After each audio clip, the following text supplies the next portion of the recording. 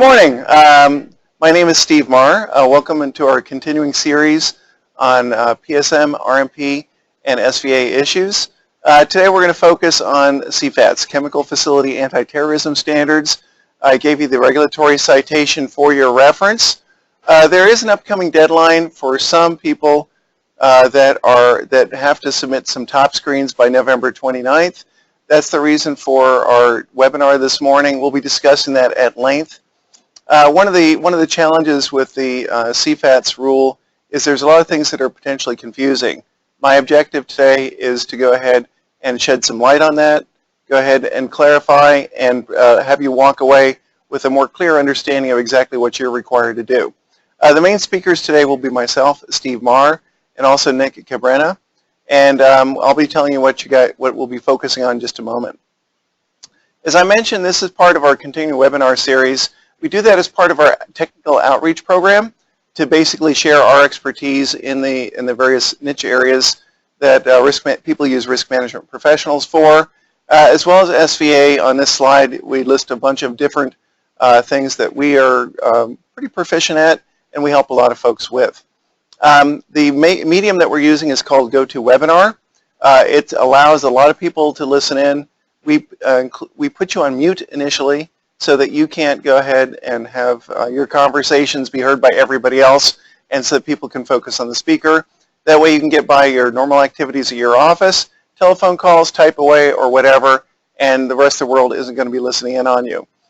To adjust the screen, you can go ahead and resize it with your mouse. You can also move the different windows around to suit your needs and make yourself comfortable with your workstation. If you do have questions, the number was on the first slide, 877-532-0806, or you can go ahead and use your chat or question window to contact our producer, Vincent Saint. Okay, so without further ado, let me tell you what we're going to be discussing. Again, our main objective is to shed some light in terms of what the actual requirements are, kind of sort through things and make things a little bit clearer for you. I'll start off with a regulatory overview, and I'll be turning it over to Nick Cabrena. We'll talk about the CFATS process itself, PSM, RMP, and CFATS, how they overlap. There is a lot of overlap, so if you're running a program internally, there's a lot of things that if you're doing it for other types of programs, other similar programs, that you can use to support CFATS.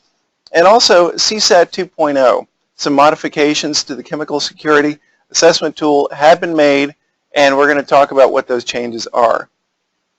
So let me start with a regulatory overview so we can see how we got to where we are today. After the World Trade Center attacks in 2001, the Department of Homeland Security was founded.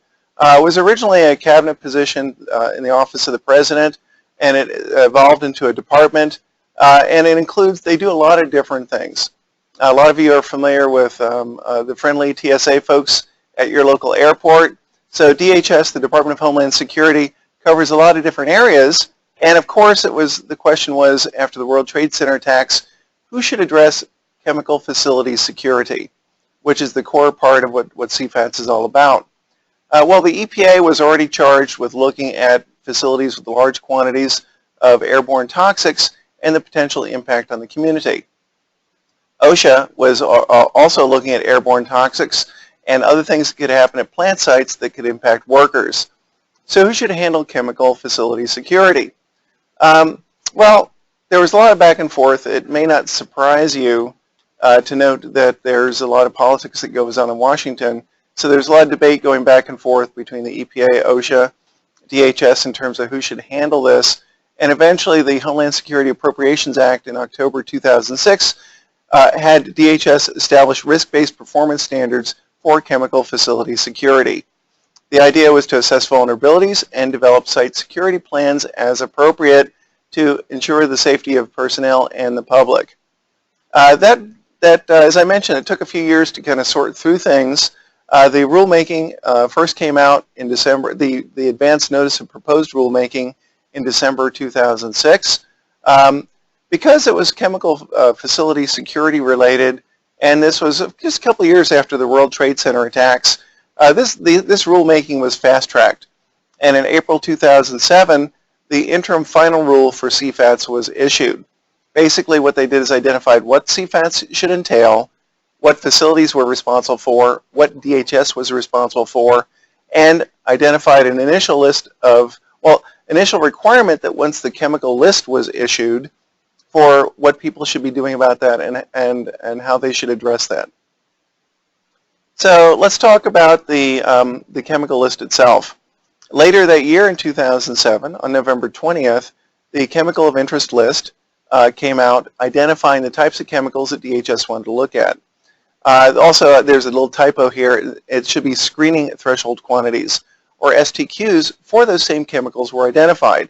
We'll be talking more about that in a few minutes. But at that time, November 2007, the requirements and the chemicals were identified, and one of the key requirements for everybody was to go through the top screen process, which we'll talk about shortly. That top screen process was then used by DHS to assign tiers to facilities, and we'll be talking more about that too. Okay, so let's talk more about the regulatory history. Between 2007 and 2014, a lot of the facilities were submitting their top screens, being tiered by the DHS, and submitting SVAs, security vulnerability assessments, or site security plans as appropriate. To readjust to make it more streamlined and also to recodify it, in 2014, at the end of the year in December, the CFATS Act became public law to reinvigorate CFATS for another 4 years, and also it established an expedited approval program. If you followed certain guidelines, it would make things easier for the facility and also the DHS in terms of approving the site security plans and validating what people were doing to address chemical facility security at the plant sites. In May 2015, there was also some additional guidance issued for the expedited approval program, and also it addressed facilities that were tier 3 and 4. In December of 2015, CFATS Personal Surety Program guidelines were issued. These guidelines were for implementation at tier 1 and 2 facilities, and the idea was to provide an ability to vet personnel and to make sure the right people were on the job that would properly protect the facility from a security perspective. So these things were happening in 2014 and 2015. The whole idea was to streamline the process, make it easier for facilities, and make it easier for the DHS to administer it. In 2016, that brings us to the current year, a lot of updates were being proposed. So DHS temporarily suspended CFATS in the middle of the year in July. This temporary suspension that was effective July 20th basically said, all right, stop submitting top screens. Basically, we're going to put the program on hold until we update our guidance documents and update the top screen submittal process.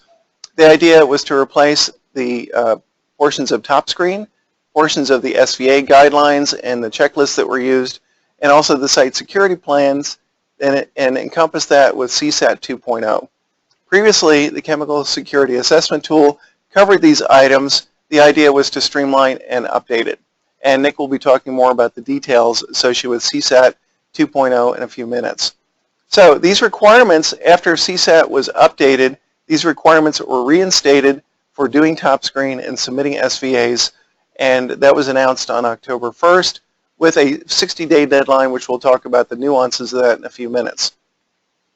Okay, so that takes us to the present time in terms of the regulatory history, what DHS was trying to do with this program, and what some of the requirements are right now.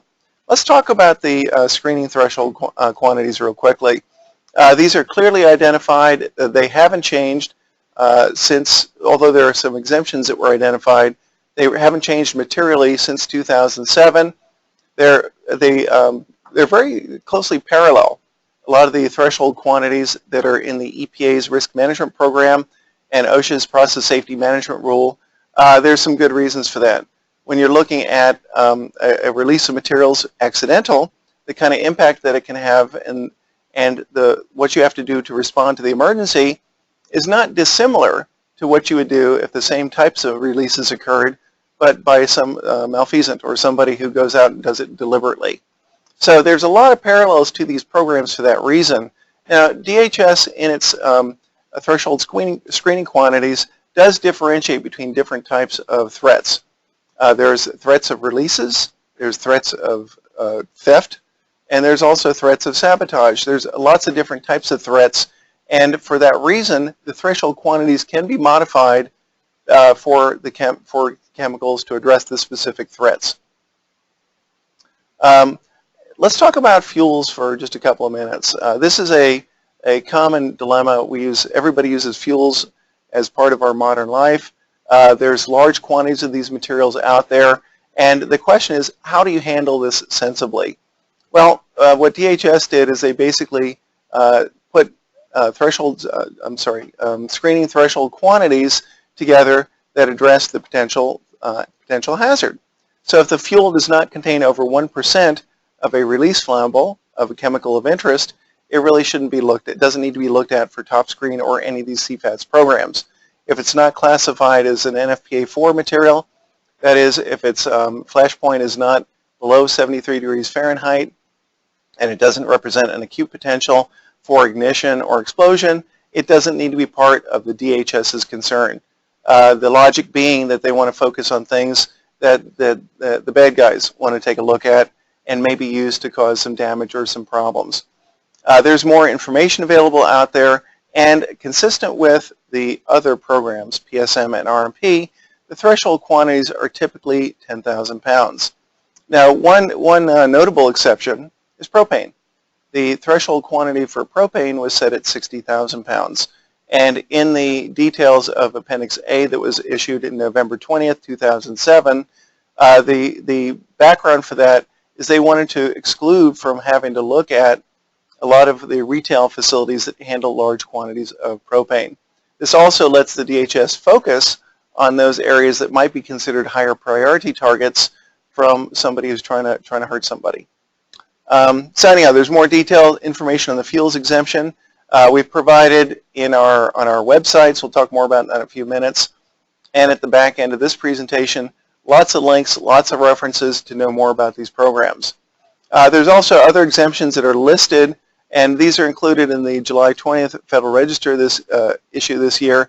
Again, the link for that can be found easily on the DHS site or on the Risk Management Professionals website. That includes agricultural production facilities and also mixtures of gasoline.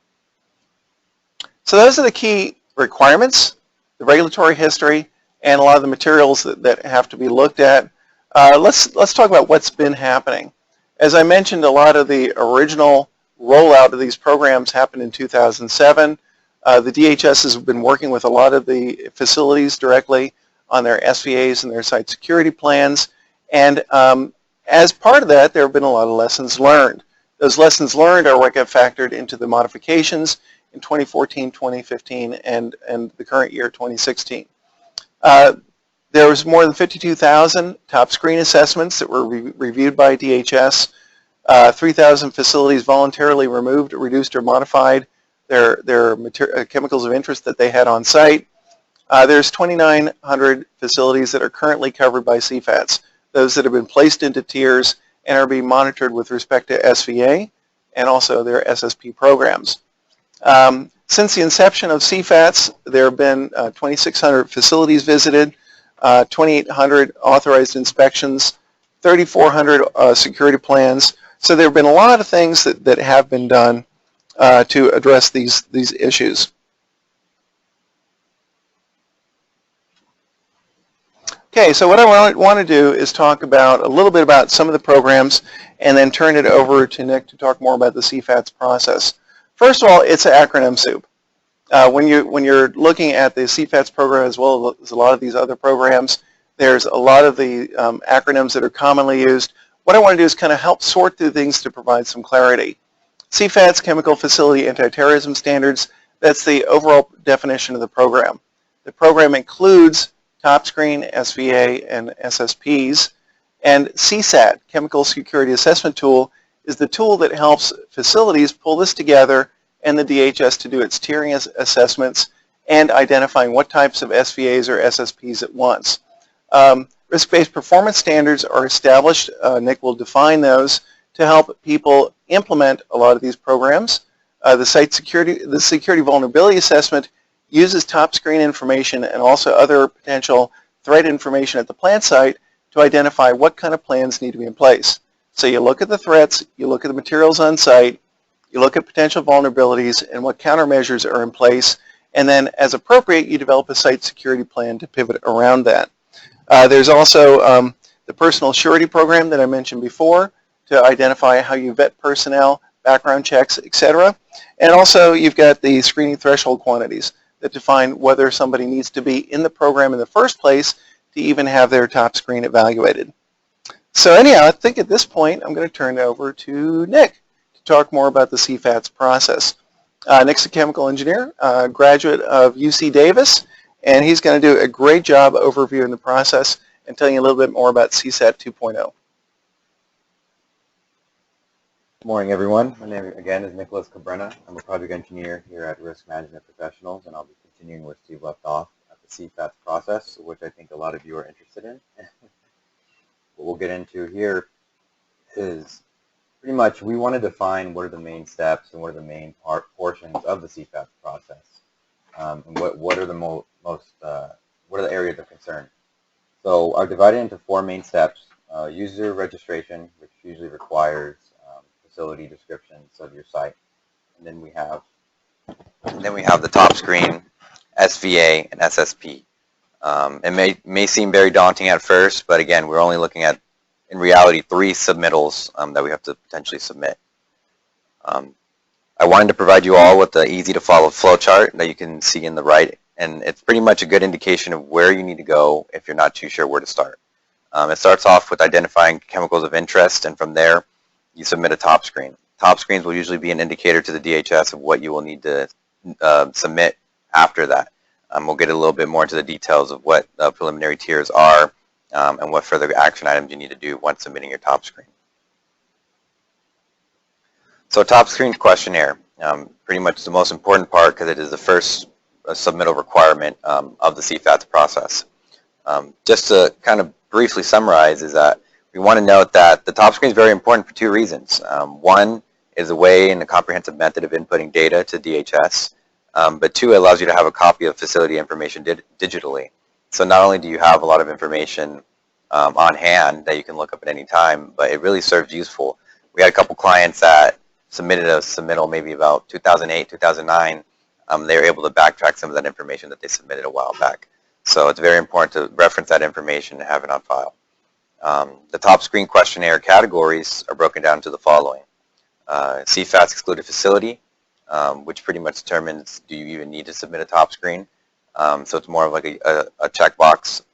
Facility attributes, chemical of interest selection, security issue identification. Those 3 categories are more meant to describe some of the details pertinent to your particular facility. Not too many calculations involved right there.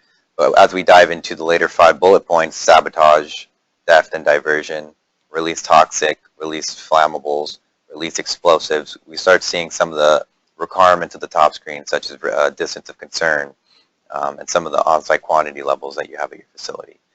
So we'll be kind of generalizing and going over some of those other categories in detail, but it's pretty important to have a breakdown of those categories so you know what to expect when submitting a top screen. So I wanted to put these last 5 bullet points that were mentioned on the previous slide because they're very important in what we see in Appendix A. The chemicals in Appendix A are meant to pretty much generalize what are the threshold quantities that are appropriate for your facility and that you can possess on site, and usually determine whether or not you need to submit a top screen in the first place, but they also determine what are the security vulnerabilities for that particular chemical. I've listed out some of the more popular chemicals in industry. For example, for sabotage, we have potassium cyanide, release toxics, ammonia, which many of you have at your facilities or are aware of. That is a release toxic. Release flammables, we have hydrocarbons, and obviously for release explosives, a very popular one is TNT. So a lot of these chemicals do play a huge role because we need to be able to categorize them to really understand where are their potential to be most harmful. So preliminary tier determination by DHS. So once you've submitted your top screen, the DHS is going to review it to determine its preliminary tier. Depending on the chemical of interest, this is where things started getting a little tricky. The top screen questions I've mentioned, the categories I've mentioned earlier, each have a set of different questions. If you're filling out your top screen for a release toxic, you won't necessarily be filling out all the questions for the release flammable, and vice versa. In particular, most of the time you're going to be focused on that particular category itself only, but it will depend on the chemical of interest. I've listed out some of the questions that need to be answered in the release toxic section for that particular chemical if you have one at your facility. And so let's dive into some of the things that we might encounter. Topography, so is it rural or urban location? Total on-site quantity, which is the highest amount that the facility either currently possesses or possessed within the past 60 days. That's referenced in the DHS regulations. And that usually is associated with the worst case scenario that you'll see in a hazard assessment for RMP. So these are kind of similar in that aspect. The distance of concern is determined using RMP comp. A lot of you guys have performed these calculations already, again, for an RMP assessment. So you can usually take some of the same information and apply it here. The storage location, are your chemicals stored underground or above ground? The quantity and area of highest quantity, that's a mouthful, which is essentially defined as an on-site area with a radius of 170 feet where the greatest amount of the released toxic chemical of interest is either currently present or has been present at any one time within the past 60 days. So this again is referenced in the top screen questionnaires, and the definitions for these scenarios are defined as well, which we have provided at the end of the presentation. But again, the distance of concern for this particular calculation is also determined using RMP comp. So again, these are calculations that you've either seen before or they're very accessible to see how to do online. I wanted to provide a little diagram here to pretty much summarize what the high risk and low risk tiers are. Once the top screen has been submitted, again, the DHS will review it and notify the facility of its tier. I've illustrated here that, at the bottom, tier 4 is ideally where you want to operate at.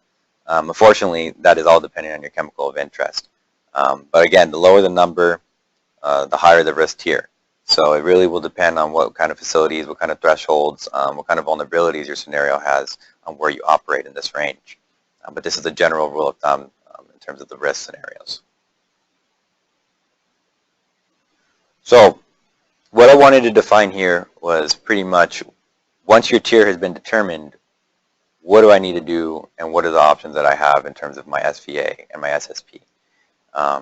So once you receive your tier, number 1 through 4, tiers 1, 2, and 3 are subject to submit a SVA tool, or to submit an SVA using the CSAT tool. Tier 4 may submit an SVA using CSAT, or they may submit an ASP, an alternative security program. We'll dive a little bit more into what those mean essentially, but with tier 4, lower risk, you kind of have a little bit more flexibility on what you can submit to the DHS. In terms of 1, 2, and 3, higher risk facility, you must submit an SVA. So the SVA is essentially a way of determining what are the risks associated with your plant once you've determined what are the on-site quantity thresholds of the chemicals of interest at your facility. Usually facilities determined to be high risk are going to have to submit an SVA no matter what. It's usually, and again, even if you are a tier 4 facility, it's good practice to kind of practice and understand the SVA concepts in case you do upgrade to a higher risk facility, that you have that background to understand what are the processes behind what is going on in terms of a security vulnerability assessment. The SVA elements of what we're concerned with are general facility information, facility security issues, asset characterization, vulnerability analysis, computer system analysis, and validating, reviewing, and submitting SVA to the DHS. And we'll dive into these categories a little more as well. Here we have a chart of very, very concise and compiled vulnerability questions that apply to different types of threat scenarios. These are taken right from the SVA assessment questions document on DHS's website.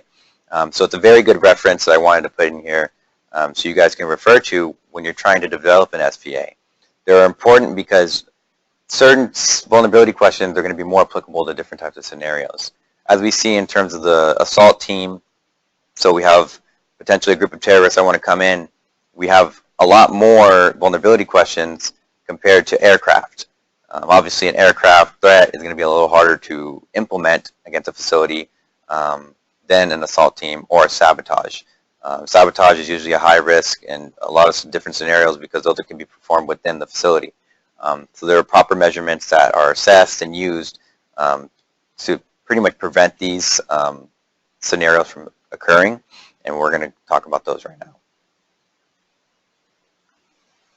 The site security plan serves as a way to implement measures that prevent those different scenarios, whether it's aircraft, sabotage, assault team, or vehicle attacks in a standardized way. The risk-based performance standards are these very, in fact, protocols or recommended measurements that we can use to do so. There are 18 of these, so I will not go through each one and bore you with the details, but what I want to do is highlight some of the more important RBPSs. For example, restrict area perimeter. It's very, very important that you have proper access for officials of the company to your facility. There has to be ways to validate identity and make sure that people that are not supposed to be in your facility are operating there. We move on to theft and diversion, another one that the DHS highly recommends that we look at in terms of implementing protocol and safety measures to prevent theft and diversion. We'll see in terms of hydrogen sulfide as an example, there are different threshold quantities that are applicable for why we need to implement these such procedures. Another important RBPS is RBPS 15, reporting of significant security incidents. We use this as a measure to pretty much, let's say that we performed a top screen submittal back in 2008, 2009. We're about 8 years defected from that time. Well, when we reference these documents, we can see what were the significant security incidents that occurred.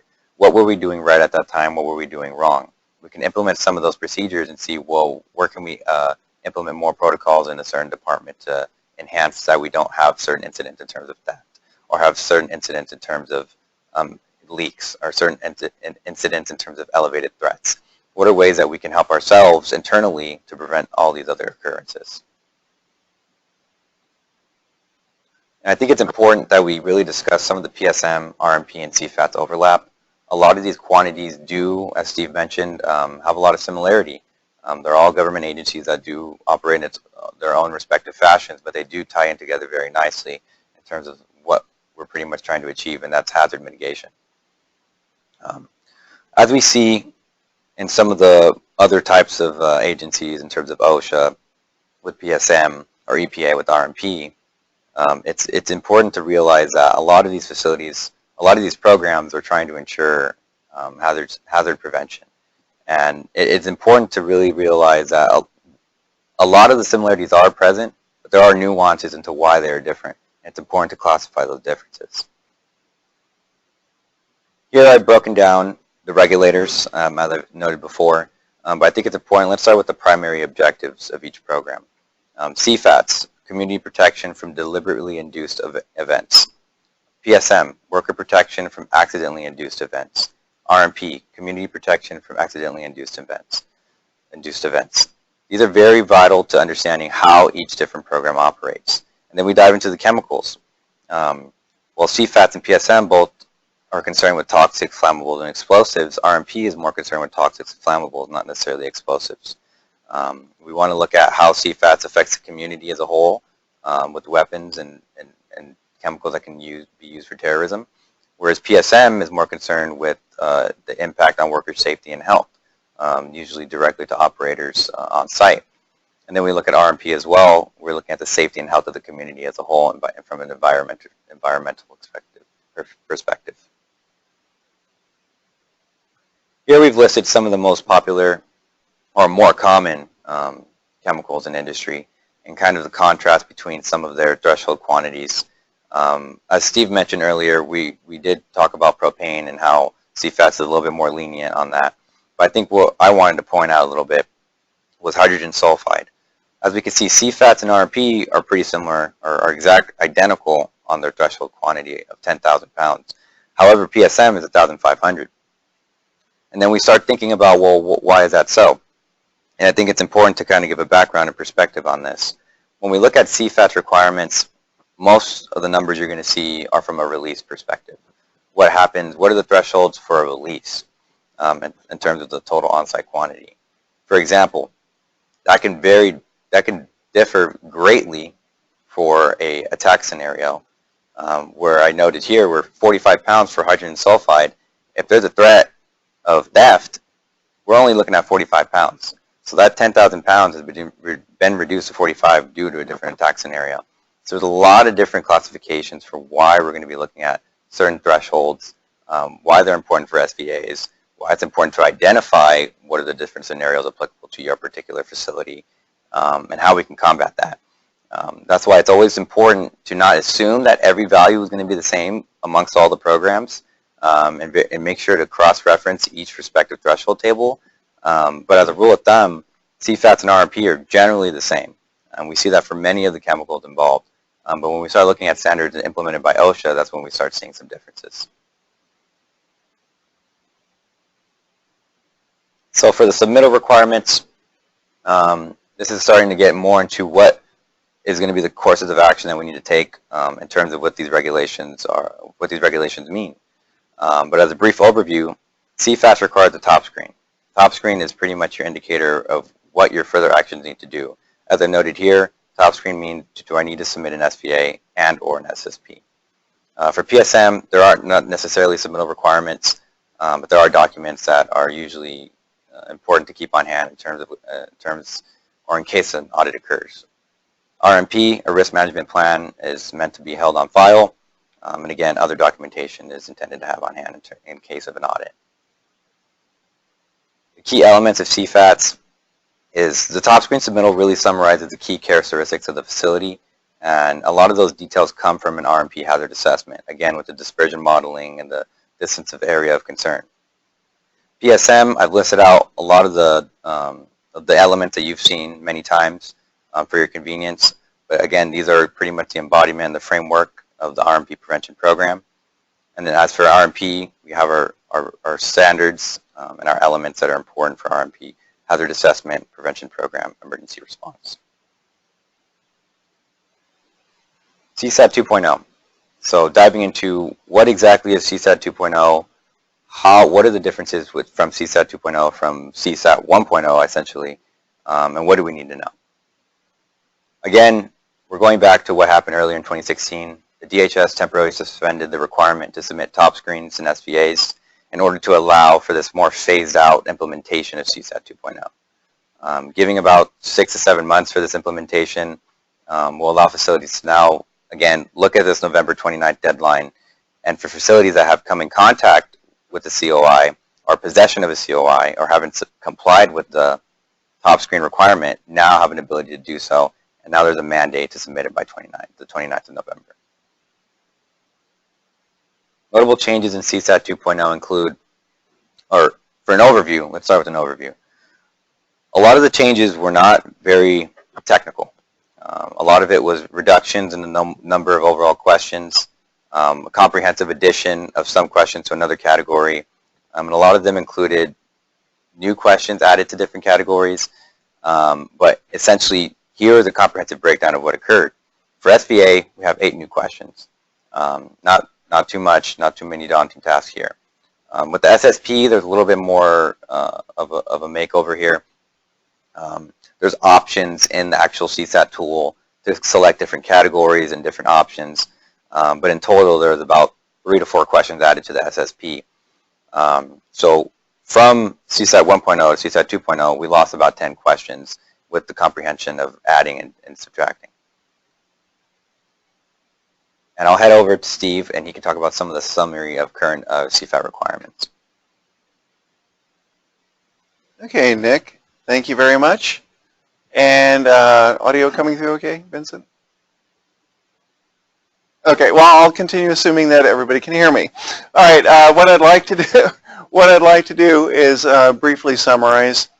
As Nick and I both mentioned, things can be a little confusing when you look at the regs in terms of exactly what you're supposed to do versus DHS supposed to do, and when the requirements exist. I did mention that some people need to be attentive to the November 21st deadline, but that's not everybody. Basically, if you have not submitted a top screen before, if you do not have, oh, thank you. If you do not have a chemical of interest over the screening threshold quantity, so you haven't submitted a top screen, you don't have a chemical of interest over the screening threshold quantity, and you haven't had a change at your facility, then there is no action. You have nothing that is required to be done at this time. However, if you've previously submitted a top screen and you've had material modifications, that will trigger a resubmittal of the top screen within 60 days of the modification. Also, the DHS is actively notifying people that they have work to do or that they may be required to resubmit the top screen.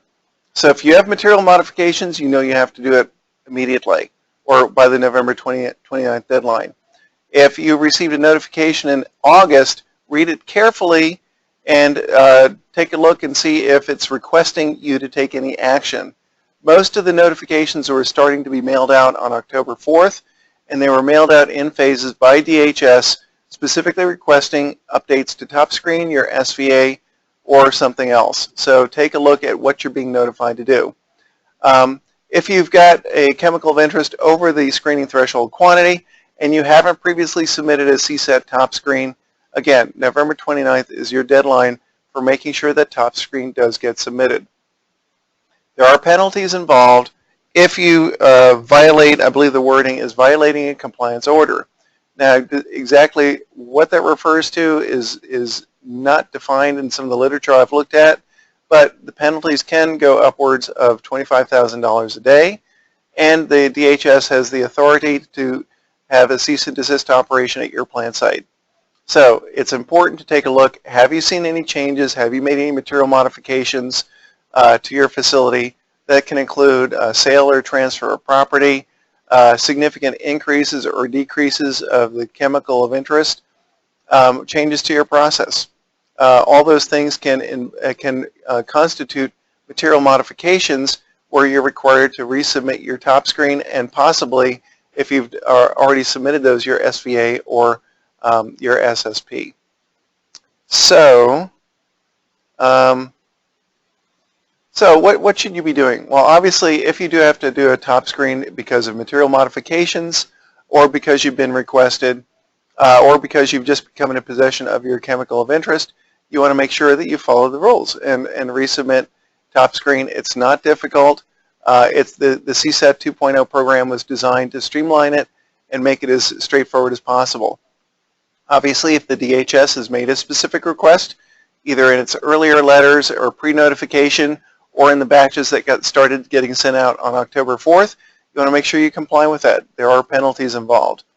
But even if the DHS has not requested an SVA or SSP, there's a lot of good information out there. And as caretakers of your plant site, there's a lot of public domain guidance to understand SVA and SSP concepts, potential threats and vulnerabilities at your facility, and developing your own site security plan.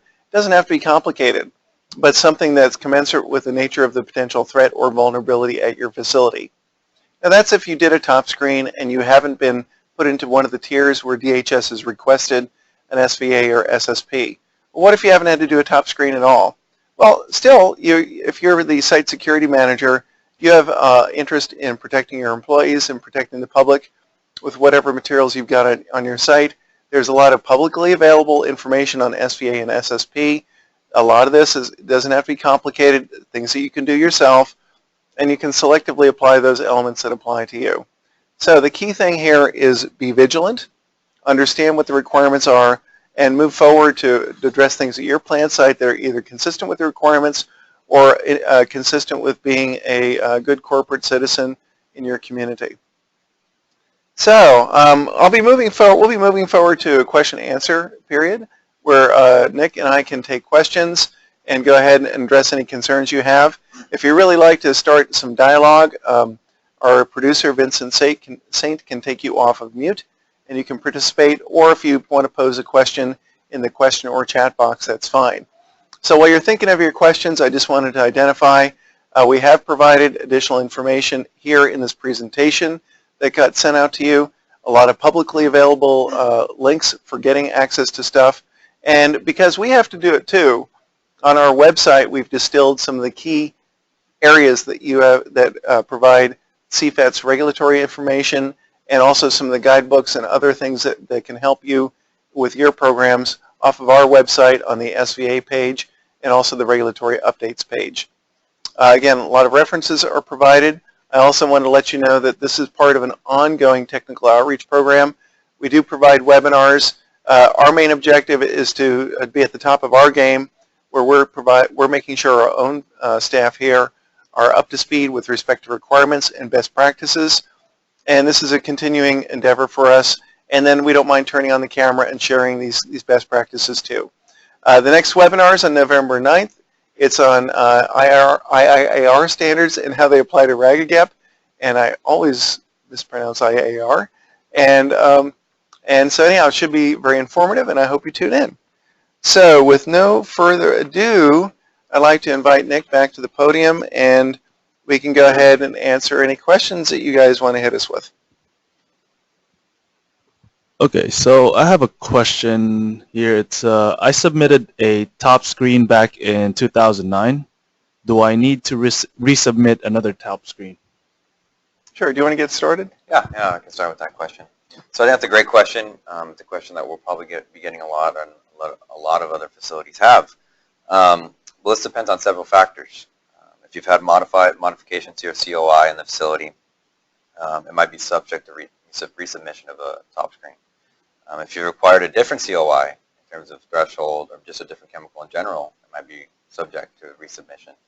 Also, DHS might contact your facility directly if it feels that your tier, it's been a while since your tier has been updated, or they have some reason to believe that maybe there has been an update in the past 5 to 7 years. So a lot of it is subject to a lot of the regulations and, again, the material modifications that Steve mentioned earlier.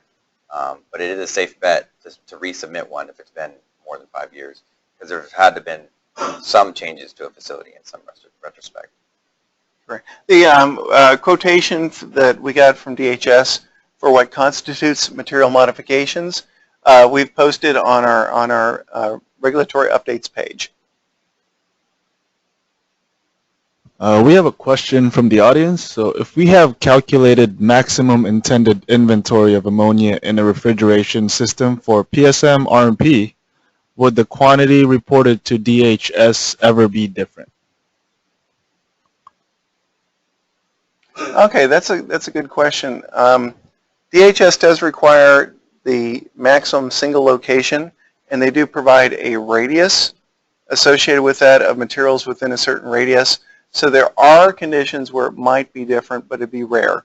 In most cases, especially for an ammonia refrigeration facility, pretty much the same screening threshold, the same quantity that you report and that you use against the screening threshold quantities would apply. All right, we have another question from the audience. What is considered a significant change to a COI? Okay, good. Yeah. That's a good question. It is not defined. I would say anything that could have any sort of appreciable effect on the distance that might be calculated by RMP comp would apply. A couple of pounds for a 11,000 pound system isn't going to have any sort of appreciable effect on your RMP comp circle of concern or distance of concern, but moving a few hundred or a few thousand pounds certainly would. That's obviously judgmental.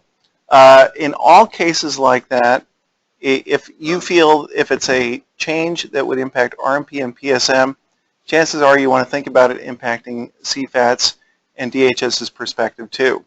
Obviously too, even small changes that in your judgment wouldn't have a measurable impact on your distance of concern, that's your judgment.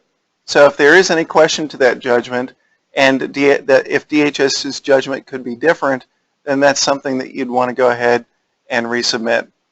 Typically what a lot of our clients do is they'll go ahead and put an upper bound on the kind of materials that could be, the quantity of materials that could be in the system. That way if there are small variations, they don't become non-compliant. I have another question. Is a change in components, parentheses MOC, also affected? Yeah, if there's a change in operations is one of the items that can be a material modification. Now, you'd have to go ahead and judge, does this have an impact on plant security? In fact, if that would be a good thing to add into your MOC program. We have seen that in the better MOC programs if a change does impact plant security. Okay, so do I need to submit a top screen, SVA, and SSP all at once? To answer that, no, you don't have to submit all of them at once. The good thing is you don't. At first, as we mentioned earlier, the first step to the CFAT process is, in terms of submittal requirements, is the top screen. Once you submit your top screen, the DHS will review it, and they'll send you a notification to your facility personally determining its preliminary tier on a scale of 1 to 4. 4 being the lowest risk, 1 being the highest risk. From there, you, in terms of tiers, 1, 2, and 3 must submit an SVA using the CSAT tool. Tier 4 may submit an SVA or an ASP. So those are the two differentiating factors there. Once you submit your SVA, you might be required to submit an SSP as well. Okay, I received some email correspondence from the DHS in August. Is that our notice to complete a top screen? Sure. Do you want to start with that? Yeah. All right. Sure. Yeah, there have been some pre-notifications done earlier this, well, in the latter part of the summer, basically in August. You'd want to read it very carefully. Some of them are indicating that they have already identified that you will be updating the top screen, so it would make sense to get started. Formal notification is being done in batches, and starting on October, we're told, started on October 4th. So if you're getting correspondence from the DHS, read it very carefully, find out what they're looking for. Are they looking for a top screen update? Are they looking for a top screen and SVA update? And yeah, be very careful and look it over. If there are any questions, if you want to give us a call or send us a copy, we can help you sort through that. We have our last question here. How long does a top screen take to complete? Typically, they're pretty straightforward. That was the whole mechanism for going from CSAT to CSAT 2.0 is to streamline the process, make things a little easier. All these are designed so that you can do them at your site using publicly available materials and obviously the information that you've got on site about your facility. When we're doing it for clients, we usually allocate about 3 to 5 hours. And for most simple facilities with a single COI, it would basically charge our existing clients about $500. And so they're not hard to do. You can do them yourself, or you can contact a consultant too. Okay, any other questions? All right. I guess in that case, let me thank everybody for tuning in, and hope this was informative. If you do have any further questions, you've got our main number, 877-532-0806, and you've got Nick's and my email addresses. Good day.